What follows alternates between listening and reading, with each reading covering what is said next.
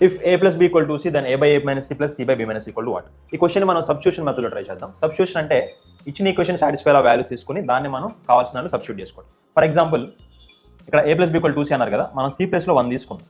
2 into 1 2 అంటే 2 కలిపితే 2 రావాలి. సో a1 b1 తీసుకుంటే a plus B equal to c సరిపోయింది.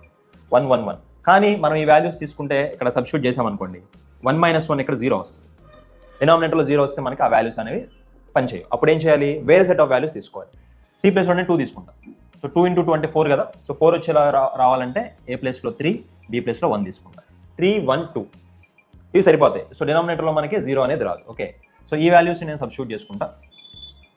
ఏ ప్లేస్లో 3 బై 3 మైనస్ సి ప్లేస్లో 2 ప్లస్ సి అంటే 2 బై బి అంటే 1 మైనస్ 2. సో యాస్టిస్గా ఈ వాల్యూస్ని ఇచ్చిన దాంట్లో సబ్స్టిట్యూట్ చేశాను. 3 బై 3 మైనస్ 2 అంటే 3 by 1 that is 3. 2 by minus 1. So 2 by minus 1 అంటే minus 2. 3 minus 2 is equal to 1. So ఇంత సింపుల్గా మనకి సబ్స్టిట్యూట్